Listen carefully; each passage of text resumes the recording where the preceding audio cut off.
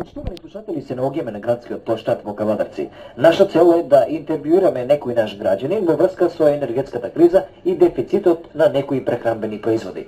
Еве еден наш граѓанин доаѓа во пресрет.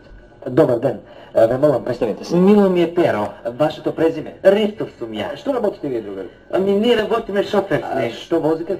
Па, се возиме ни, летно време возиме гроздје, зимно време дрва возиме, сакам да речам, се возиме. Јас мислев каков камион вози. Цртен камион вози. Јас мислев каков е. А голем е од ние најголем. Која марка? Која марка? Значи, сакам да речем, он Сканија е сега. Се извинам, другар, ние малку се оддалечивме од темата. Целта ни беше да поразговараме малку за енергетската криза. Разбирате ли? Енергетската криза. Па види, јас за тоа можам многу работи да ти кажам. Види, јас знаеш што одам со камионот нагоре, гледам што се работа, одам у станство, правам у абецот мошниче вече. Добро, според вас каква е енергетската состојба кај нас и во свет? Па види, значи, вошо е, јас кај вас не знам како е, ама нешто мало, струја нема, еден ден од 12 до 4, а друг ден од 11 до 4, ама ноќто. Очигледно не се разбравме. Јас мислев, кога реков кај нас, мислев во Југославија. Ме така кажи, брат Душко. Па види, право да ти кажам, значи ако земе, да видиме во другите земји, ами ние сме цвечозан, ами кај ми по цели денови нема струја. По ваше мислење на што се дължи тоа? Па види, значи воата кај нас, значи во што сакам да речам, е многу високо, она калорична и е енергетична. Плюс тоа, реките кај нас, оти некој кај рек на долнина и они многу брзо течат. А што е најбитно, оно што значи, мислам, водата е многу мокра и има висок степен она на мокраче и една друга работа е многу битна. Кај нас хидроцентралите се многу високи и кога курди се водата да паѓа, значи она паѓа многу од високо, значи она кога падне, сакам да речем, магари че од тепа, не па, струја да не направи. Очигледно вие ја следите и разбирате ова енергетска состојба. Право да ти кажам и многу ја разбирам. Мислам, јас струјата, инсталацијата у куќата сам си ја постави. Дома се што се тиче на струја, демек да се поправа, тоа пегли, тоа шпорење, гајтани, штекели, демек сакам да речем тоа се јас сам си го правам. Договорам, ова е првиот дел од нашата анкета. Нешто да ни кажете за нафтата, за бензинот, така, во таа смисла нешто. Па види, сега да ти кажам, вашиот другар репортер. Вошо да ви кажам јас сега, кај нас нафта има. Значи, нема, како да кажам, викаме нема нафта, нема бензин, ама тоа е само за да се стегнеме тоа. Не сме многу распашани во младинта денешна, знаеш как ти е, лушонужикот што неки ни са со автомобилите доа. А нафта кај нас, кај што реку, има и че има. А ти знаеш, ви купуеме, значи, многу квалитетна нафта од ние неподврзаните земји. Таа нафта што ние купуеме, значи, она е, во што е многу дебела.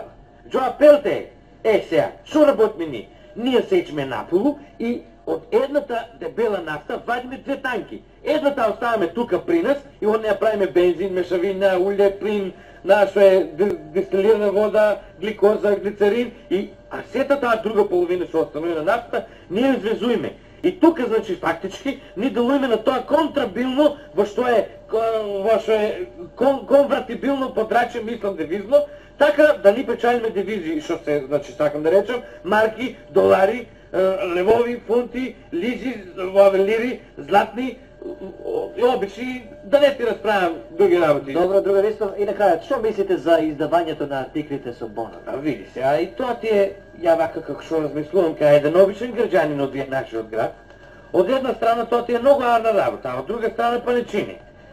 Сега, оти е арно, а оти не чини.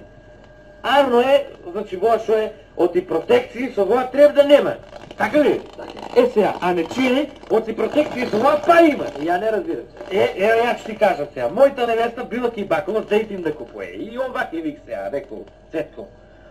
Цветко, ти дојде на по зејтин. Арнама Цветко, зејтин нема.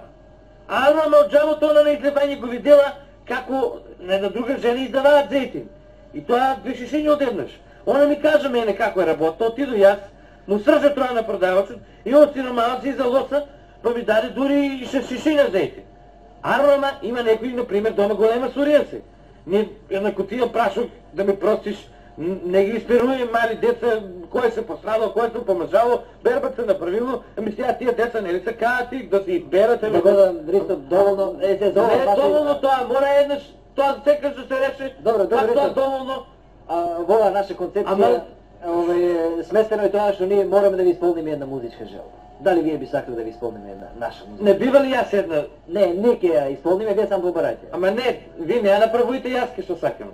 Вие само речете, ние ќе ви исполниме. Слушај, јас една да се исполнам сам за вас нека биде, еве. Чекај се на радиото, за вас, а исполнуј Перо. Добро, да чуем. Да кордисам. Може. Лажи, лажи вере, значи лажи кој че лажеш, само мене вере, но му да ме лажеш. Лажи, лажи вере, лажи кој че лажеш, прашок имаш вере, под рака го даваш. Дај ми вере, значи дај ми вере, две шишиња зејтин, леле мори вере.